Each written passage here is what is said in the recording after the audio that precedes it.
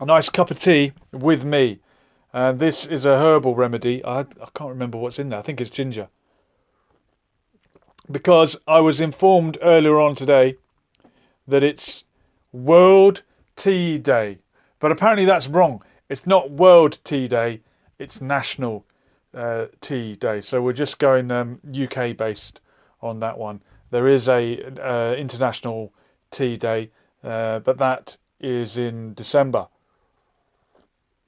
So we'll be looking at the etymology of tea, how you should drink it, milk in first or not. That's one of the little sticking points people have.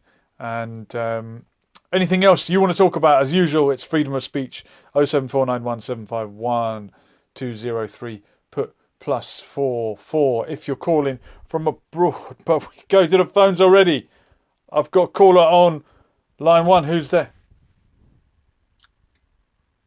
Hello? Hello, welcome. Hello?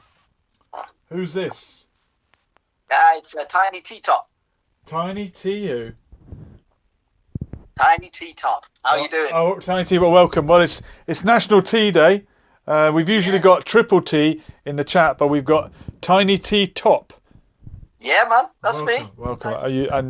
Are you a big? Are you sipping on a tea at the moment? What have you got? I have indeed, yes. What's your tipple? Yes. Well, I've always grown up with PG. I've always loved my PG tips, and I don't mind a bit of Tetley's. Okay, other brands are available. Yeah. Yorkshire's good. Yorkshire's good. But you know what? In the mornings, for me, every morning I have my Rubios tea, and now yeah. Rubios tea, is that a brand name or is that like a particular flavour or something? I think Rubios tea is like a flavour and a brand. I'm not too sure, myself, but all I know is that sometimes it's like Red Bush tea from the I think from South Africa. Red Bush. What are the effects? Is it going to get me high? It's a high on. It's high on antioxidants. Yeah, and I see my brother drink this every day. It sounds healthy.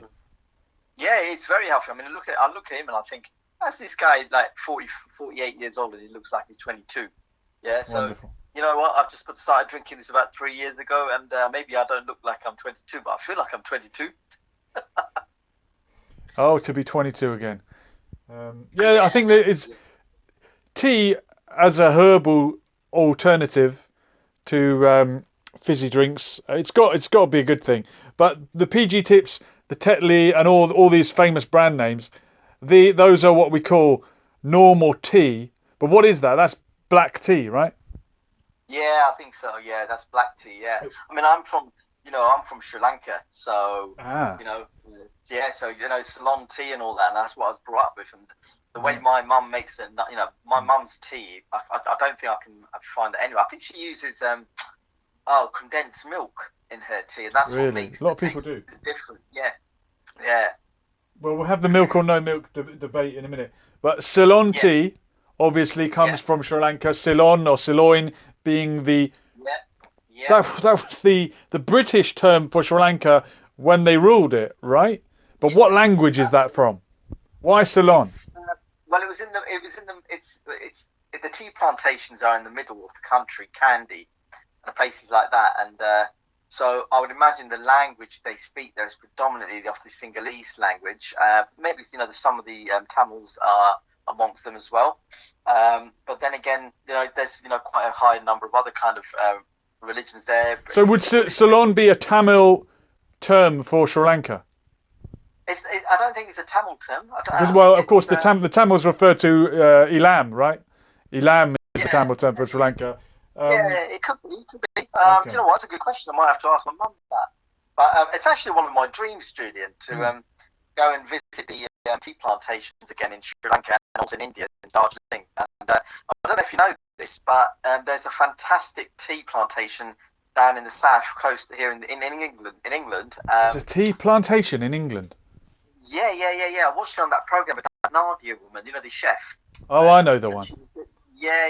She did a series on this, and it was amazing. And I thought, I've got to go down there and see this. It's in Devon. I think it's in Devon or Dorset. But because it's got the Gulf Stream that comes up, the river and the sea, they've grew a plantation there, and it's actually become quite a tourist attraction now as well. Yeah. Wow. And is that the only part of the UK that has the weather for Probably. for growing the tea?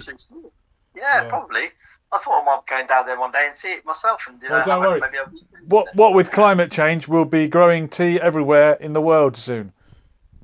Or not. Absolutely. We don't know. We're going to debate that one another night, because there's someone interested in coming on to tell us that it's all lies. And I'll be very curious to hear about that. Extinction Rebellion would have something to say about it. Yeah.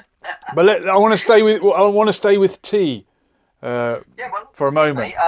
I just wanted to also tell you, you mentioned something about the things in the sky, and yes, we're also going sky-related topic. My flatmate Dan, he comes running into my room. He goes to bed at 8 o'clock. This boy, and but this tonight he's up till it's up till 10 o'clock, and I was thinking, he comes bursting into the living room.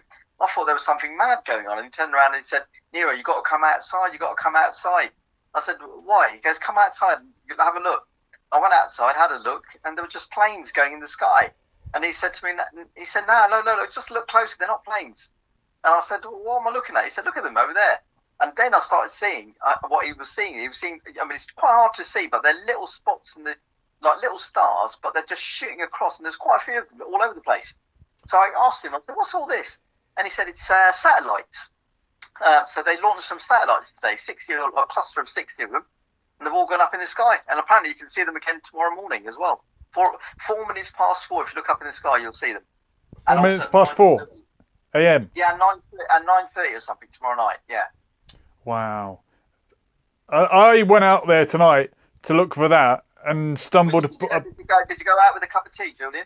I had a cup of tea in one hand. I had the binoculars in the other, but I stumbled upon something else. I saw a huge bright star in the sky, and I thought it was perhaps Venus, which of course isn't a star, it's a planet. But then someone else informed me that it was Sirius.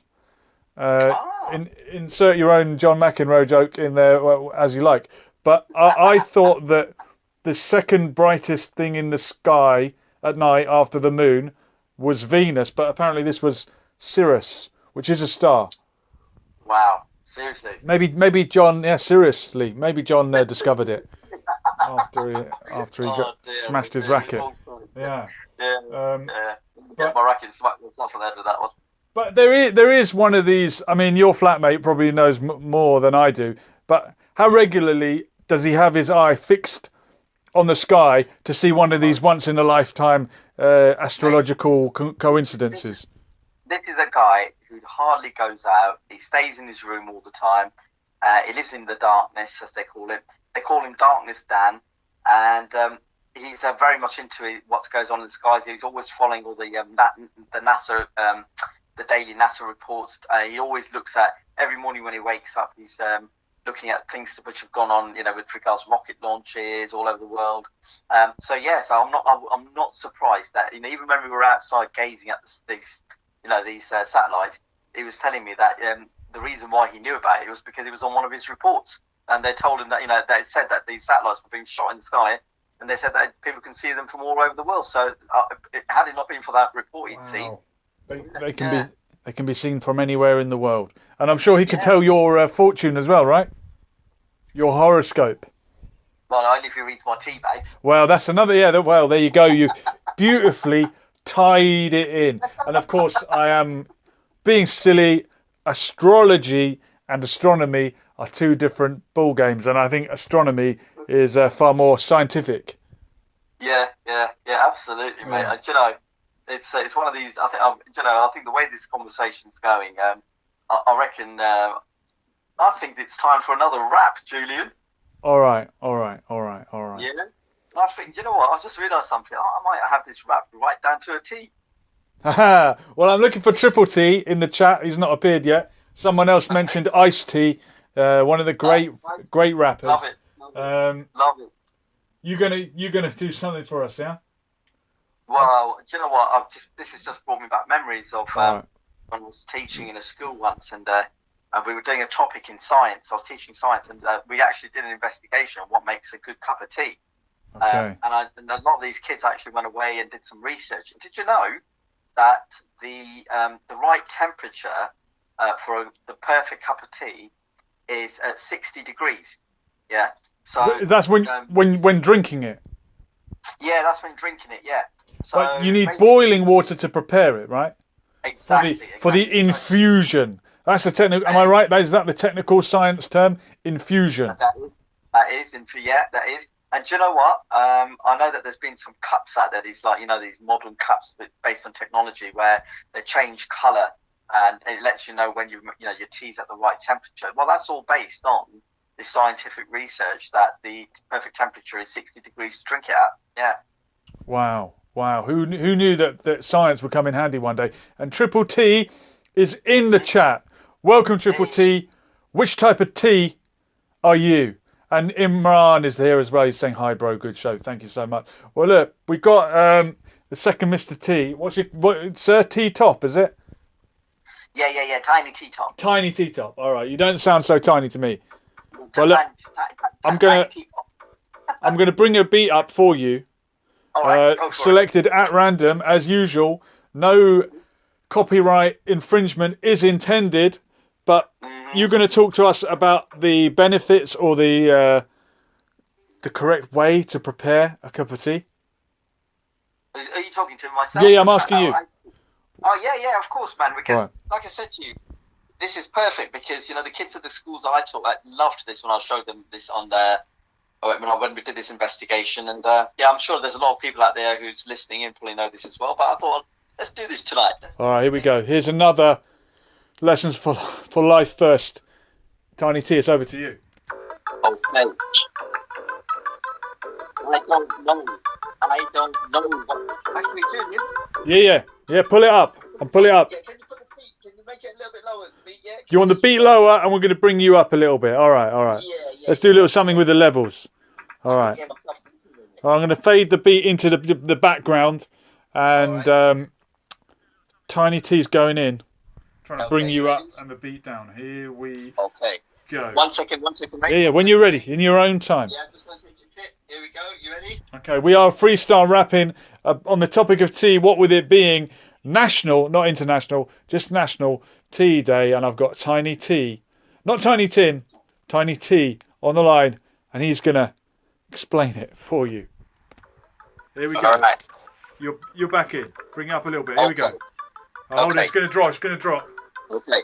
So it might get a bit louder. I might have to pull it out. Hold on. Okay. You're in. I don't know what the fuck I was thinking.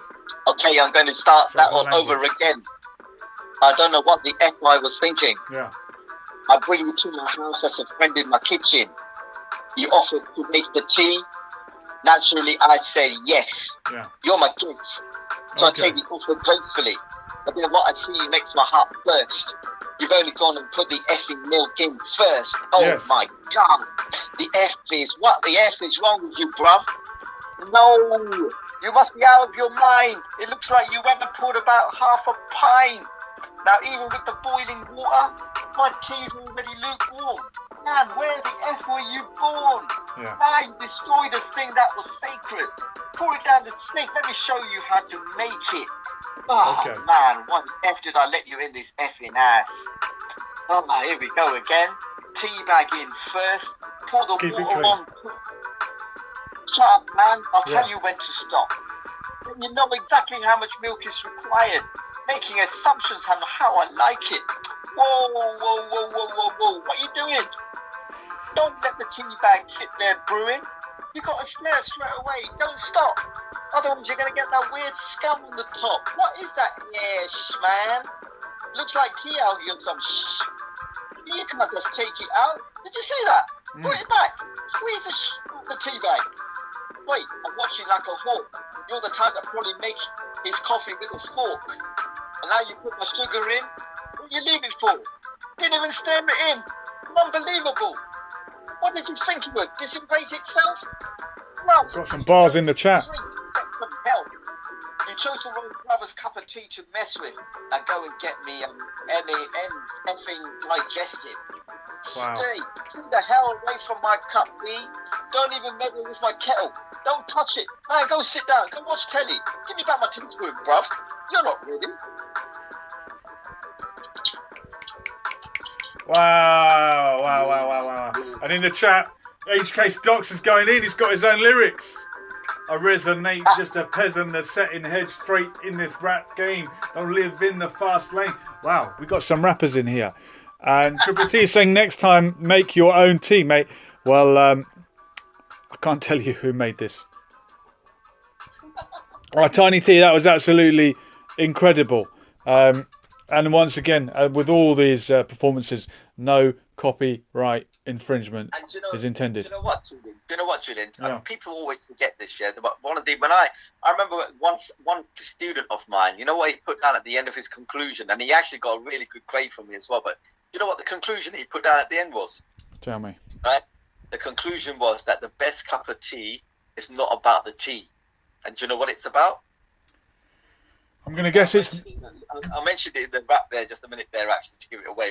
But it's all about the biscuit, the tea biscuit, the biscuit you choose to dip it in that tea. Because I can't even have a cup of tea on its own. I've got to have my tea biscuit. So when you're having your cup of tea, it's all about what you dip in that tea. Tiny T, profound words. We thank you very much. Thank you. Good Wonderful. night. Thank you, sir. Wow. That was Tiny T there, rapping about how he enjoys a cup of tea, but really, the important bit is apparently the biscuit that goes with it. It's an interesting topic, actually. I can remember my grandma back in the old country saying, there's a tree in England that give you a cup of tea without a biscuit. Yep, that's right. My grandma was from northern Pakistan. No, back in Ireland, you would always have a biscuit with a cup of tea, or have something, slice of cake, biscuit, cake, go on, that sort of thing. Well, in England, not to generalise, but in England, maybe it might only be in the south of England, it's not unheard of for someone to give you a cup of tea on its own. If you give that to an Irish person, or maybe a Sri Lankan person, or whatever country you're from, I don't know. But does a cup of tea feel lonely if it's handed to you without a biscuit? Does that feel cold, metaphorically? Because obviously, it's still a hot drink. And Triple T is asking, what if you don't have any biscuits? I honestly don't believe there's anyone in Great Britain who doesn't have at least a few biscuits in the cupboard, in the biscuit tin. Worst case scenario, you'll crack open the round... What's that round, golden, shiny tin with the lovely pictures of these glazed, kind of crunchy, sugar-coated biscuits, and you crack it open with anticipation, ready to gorge yourself on the crumbly, sugary goodness inside, and then it turns out to be a bunch of sewing equipment. But at least get that out and put it on the table and act like as if you were going to offer somebody a biscuit from the biscuit tin, and instead it's a bunch of needles. HK Stocks is saying they don't last long in my house. Well, maybe you live in a very warm and welcoming house that's always sharing the biscuits. And Dadasha is responding to the question about offering a cup of tea on its own. It's quite rude to offer a tea alone in our tradition. Well, look, everyone's got their own tradition, haven't they? It's just different. Not so rude, but usually we offer something with it, regardless of whether that person's hungry or not. Well, I must have been rude to myself as I've had a cup of tea on its own, without anything, without any sugar. And a good friend of mine taught me a good habit. I used to have one sugar in my tea. and I would apply the same rule to coffee. And even when I stopped eating so much sugar, I would cheat and put honey into the coffee, as if that kind of, maybe it is healthy. I think honey, a nice £30 a pop Manuka honey is bound to be healthier than caster sugar, processed white sugar, void of any nutrients whatsoever. But you're still ingesting sugar. And if you're having a slice of chocolate cake with your coffee, you really don't need to do that. And we were sat down in a cafe somewhere. It might have been Portugal. I don't know. I've been to many countries. I think it was somewhere in Europe. And it's Jamal, by the way, who said this to me, who joined me in Peru and a few of the other travel videos on this channel. He said, "You're having a cake. Get the sugar from the cake. You don't need extra sugar." So if you are having a piece of cake or a biscuit, whichever confectionery of your choice, with your cup of tea, you really don't. Put the sugar down. Put the sugar to one side. You don't need to put one of those white little tablets in there to make up for the sugar, like a sweetener. Get the sugar from the cake itself. And Triple T is saying no one offers tea anymore. Everyone is busy on their phones in it. Yes, well, I'm busy on my phone right now, and you might be watching this. I don't believe anyone's watching this on a laptop. I don't think this is a laptop kind of show, if I'm honest. Although if you are, I hope you're watching it on a massive projector on the wall in your bedroom, in someone's bedroom. And HK Stocks is blaming his family for the lack of biscuits in his house. He's saying, "My son and lady eat them." Are you sure, HK Stocks? You sound like you're trying to shift the blame there. But yeah, tea is a very social drink. It's what you offer, or it should be what you offer when someone comes to your house, hopefully. Tea or coffee. There's always that moment where there has to kind of be a consensus of what drink to have, tea or coffee. And if the first 2, 3, maybe even 4 people have opted for the tea, you cannot now be the only one who orders a coffee, because that's going to involve a completely different process. And I do enjoy a coffee, but I have tended to only opt for a coffee if it's in the evening, and I want to stay awake, and I want the effect of the caffeine. Apparently, there's as much caffeine in a cup of tea as there is in a cup of coffee. I find that hard to believe. But as a teacher, and I've been in many staff rooms over the years, I've never tended to have a cup of tea during the day, and I never want to go back to having an instant coffee. I used to think that instant coffee was just coffee, until I realised that was a poor substitute for a real coffee. Well, I never looked back. And HK Stocks is saying, when I do have tea, I have to boil oat milk in a pan. I wonder, is that because of a dietary requirement or because of a choice? It sounds like HK Stocks might be either a vegan or might be lactose intolerant, or he might just like having oat milk fried in a pan. Because how else would you do it? But hang on a minute, why does he have to boil? So you don't use water. You boil a whole thing of milk. Maybe that's a little bit like masala chai that Triple T could probably tell me about. Dardash is saying, my family offer hot drinks one after another. Tea, coffee, Arabic coffee, Turkish coffee. And it doesn't stop. Yemeni tea, Saudi coffee, you name it. Yeah, wow. Maybe they're almost going through the whole alphabet there. I wonder, do they do it in alphabetical order, where Yemeni tea would be last, I suppose. And HK Stocks is saying, I'm a vegetarian, but only really like oat milk. Okay, so it's a more of a choice thing. Fair enough. And some houses that I've been to, and Mac will back me up on this, regular contributor to the show, Mac, who is originally from Iran. He hasn't phoned the show for a while. I'm getting worried about Mac. I'm going to have to check up on him. But Iranians are another very warm and welcoming culture, much like the Yemeni culture.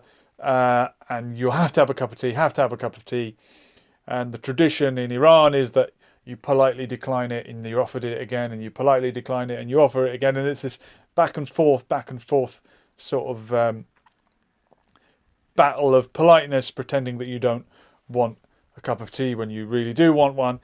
And in Iranian households, I've been asked if I want Persian tea, or Iranian tea, or English tea.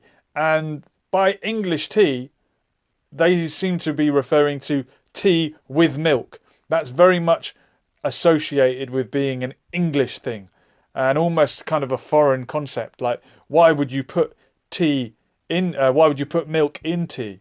They seem to have kind of a revolt, not a revulsion, but it's seen as an odd thing. And I wonder if putting milk in tea, I'll get it right eventually, was that a British invention? Did tea, that is so associated with British culture, and now it's obviously originated in Asia, were the British the first people to add milk to tea?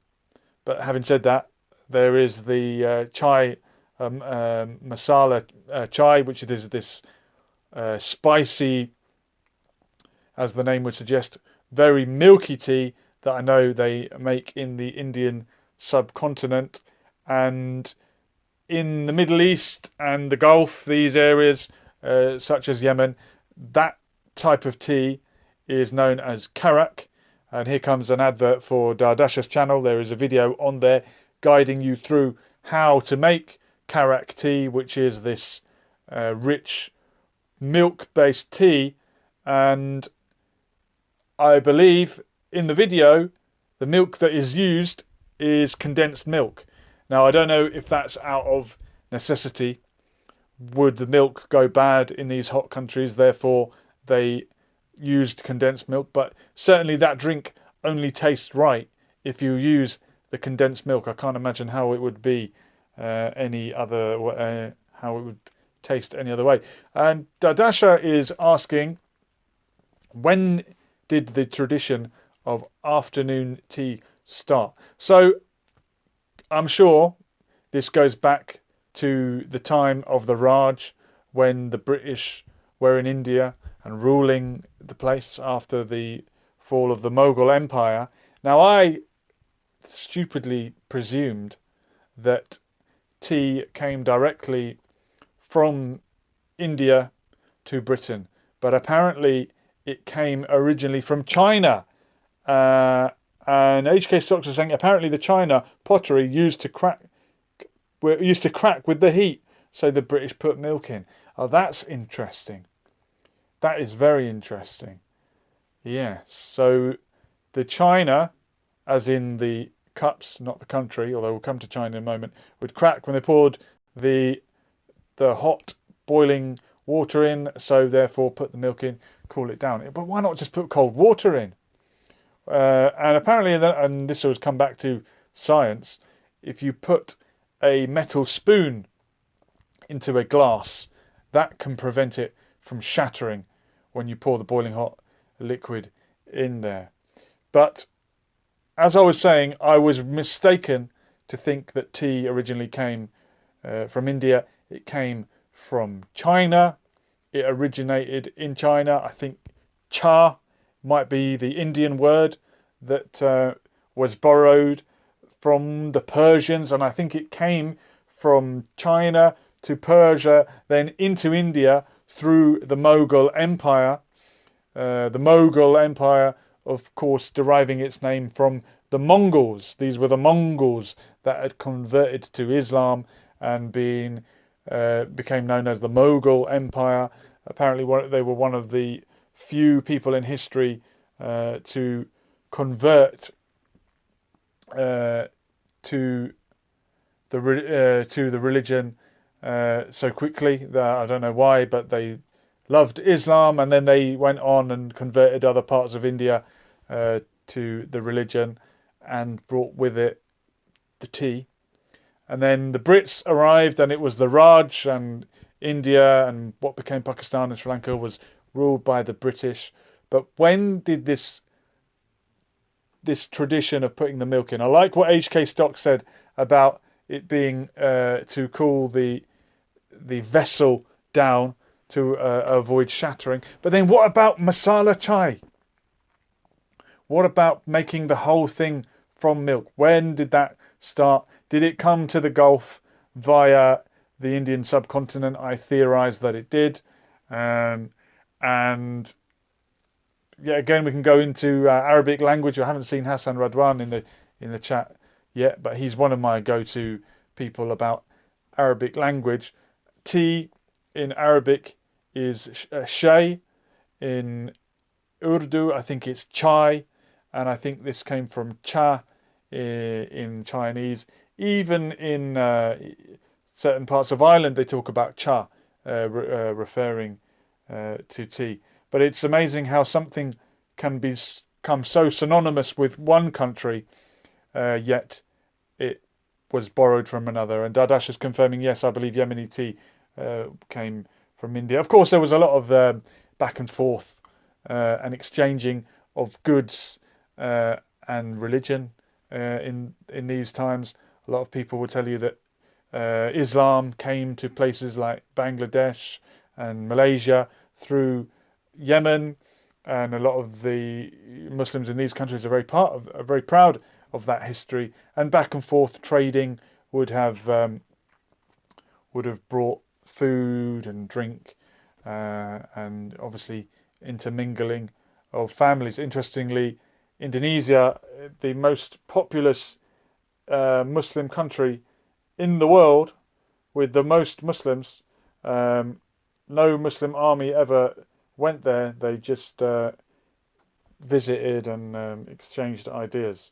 So just go to show you don't have to spread religion with the sword if you don't want to. You can just have a cup of tea with someone, and maybe they'll like your ideas and they'll convert if that's what you're hoping for. But we've got a call. Who is this? Good evening, sir. I'm Triple T.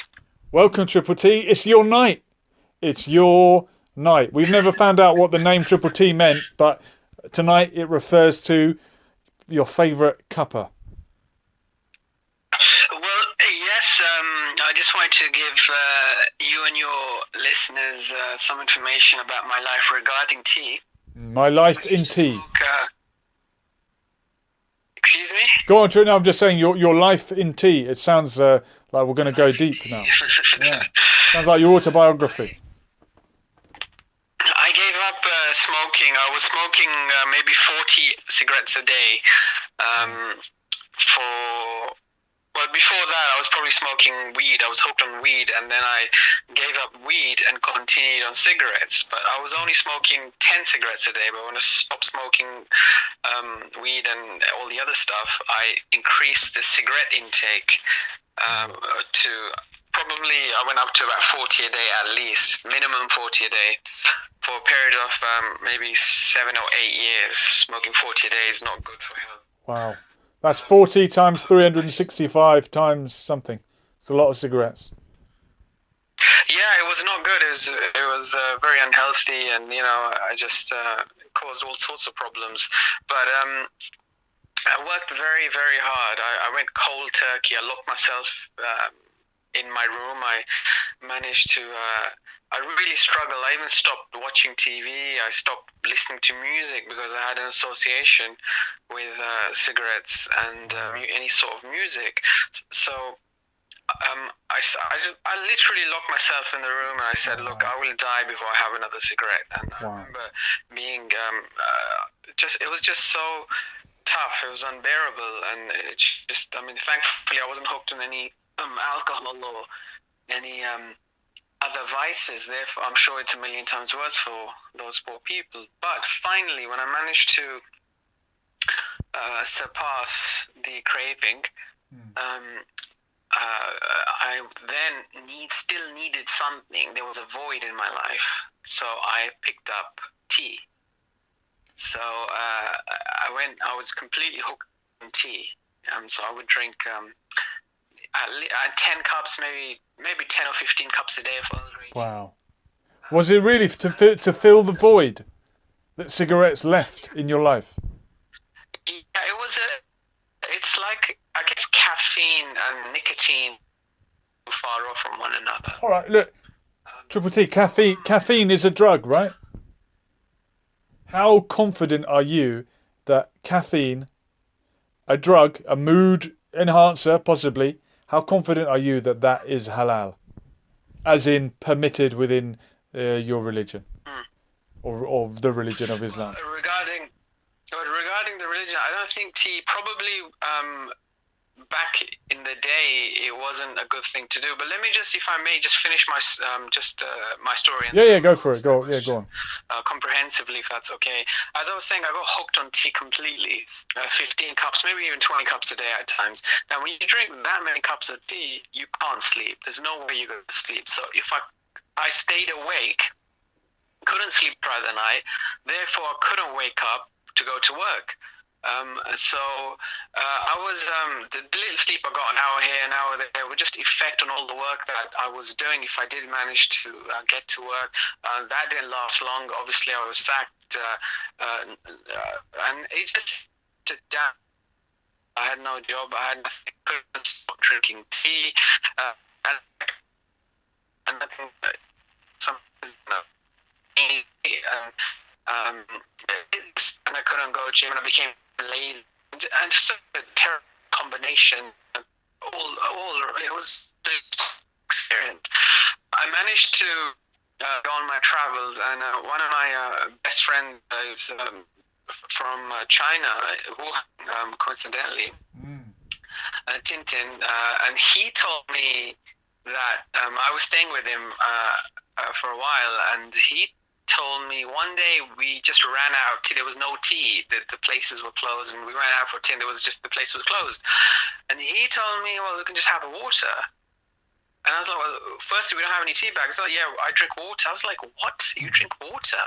How can, like, and so he told me that's exactly what they do. They have their last meal about 5 or 6 o'clock, and they drink hot water instead of tea. And I thought, this is impossible. Thankfully, I started drinking alongside with him. I think someday I ran out of tea too, and I just started drinking hot boiled water.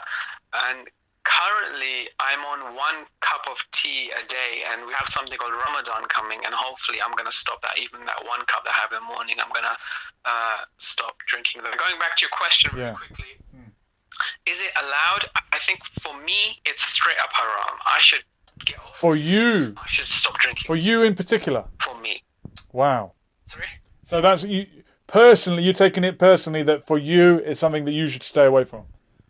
Yeah. That's an interesting concept for religion. I'm one of those people that just can't handle it, and for me it should be haram. I'm going to make it haram for me, and I won't partake in it, and hopefully I can wean myself off. You know, it's not the end of the world. I'm not murdering people in that sense. Haram, obviously, it's just basically, I guess I think the word is mukruh, maybe that's a better word to use.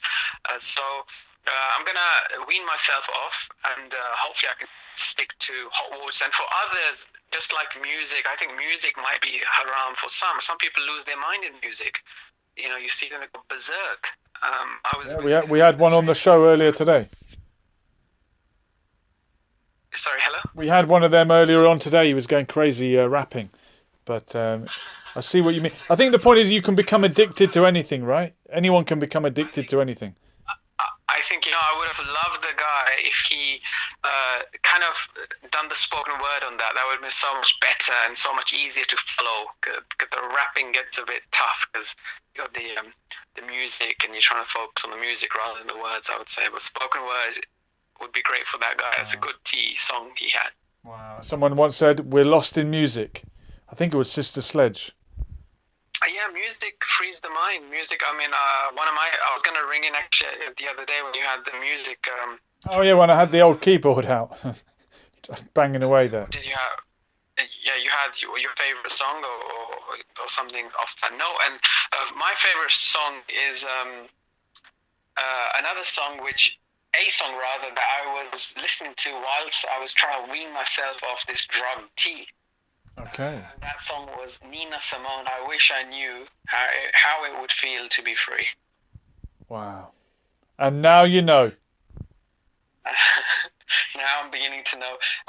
But songs, it's a big thing. My friend, sadly, his parents died in M1 crash, the motorway. He lost both his parents when we were at school. And he told me the only thing that got him through was the Puff Daddy song, I'll Be Missing You. He wouldn't have been able to cope if it wasn't for that song alone. And that helped him get through that grief and sorrow. Wow. Do you know what song they sampled for that?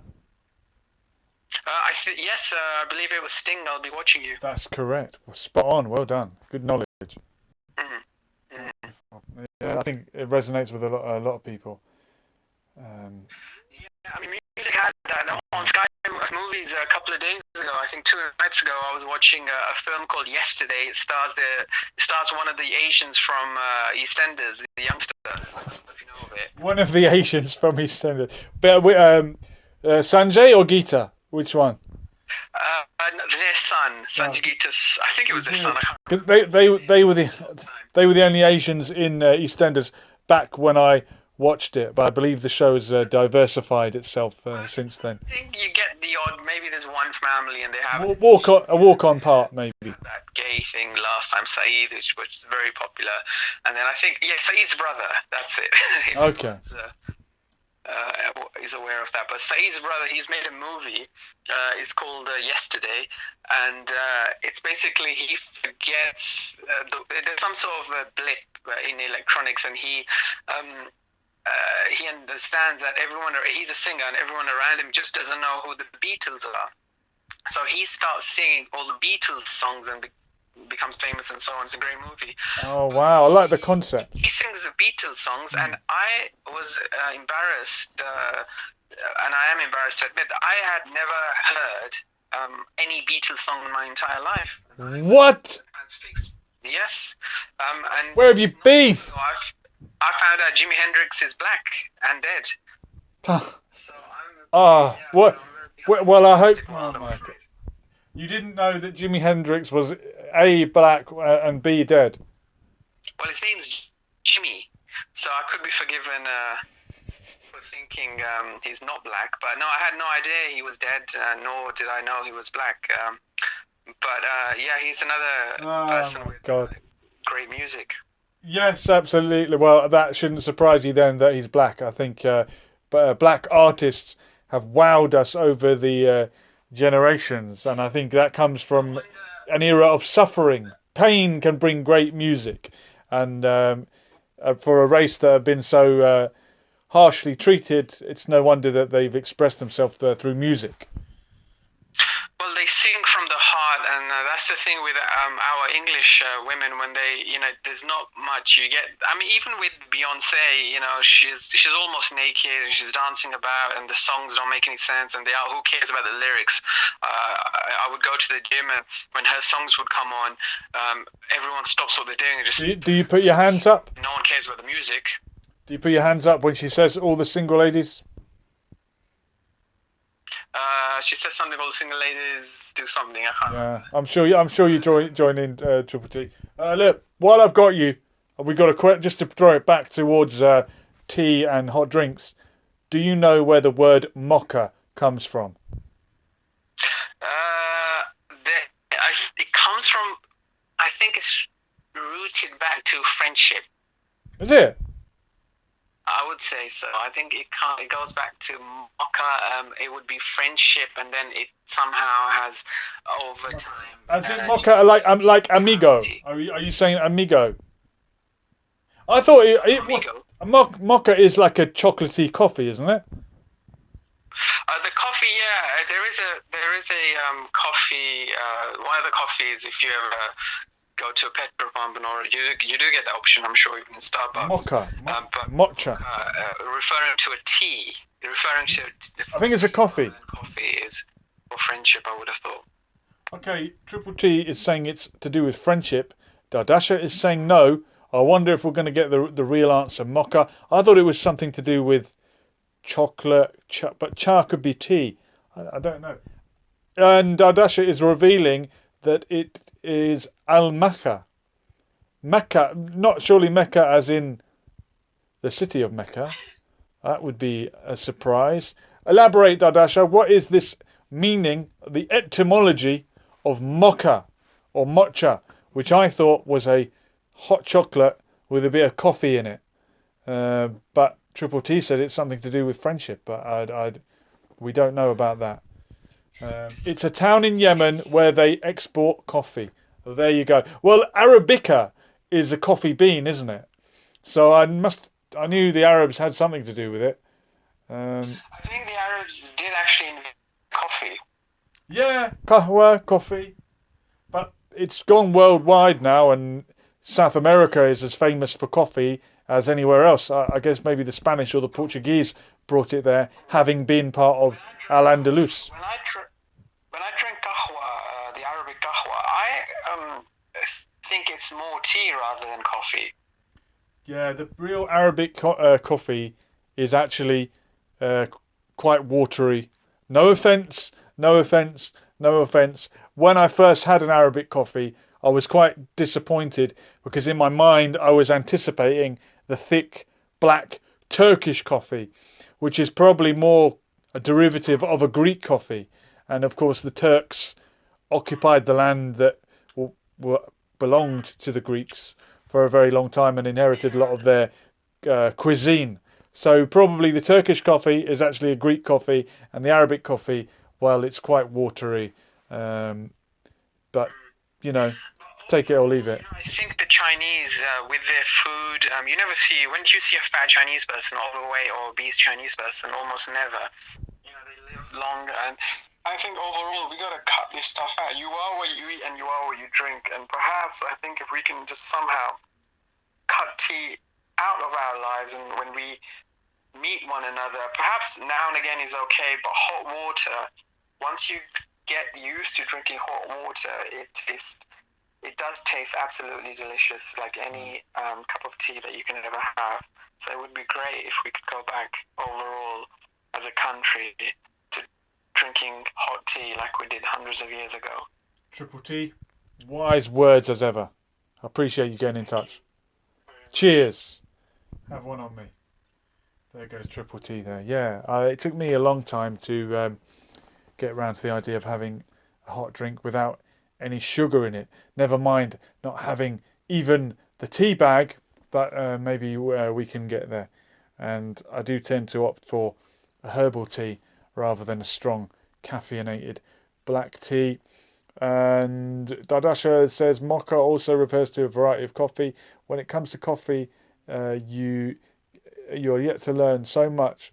Regardless, tea or coffee brings friends together always. Yes, that's what it should be about. That's what tonight has been about. We have been talking about tea, how you like your tea. Apparently it was the National Tea Day. Thank you to everyone who has called in, and we will do this again tomorrow night at 10 o'clock. If you've got any topic you would like to talk about, I was thinking of talking about the whole climate change debate. If anyone is big on climate change, give me a call tomorrow night, or drop me an email, lessonsforlife247@gmail.com. We can talk about that. That might be the next topic. Still trying to keep things positive, trying to stay away from the dreaded topics that we know too much about already, and really give you a little bit of variety. So thank you again, and don't forget to click on Dardasha's name, who's in the chat, and subscribe to that channel if you want to brush up on your Arabic or learn how to make Yemeni tea. And thank you, HK Stocks. You have a good night. I'll catch you soon, and we will do it all again tomorrow night at 10 o'clock. This has been Lessons for Life. We were here, and we are gone. Latest.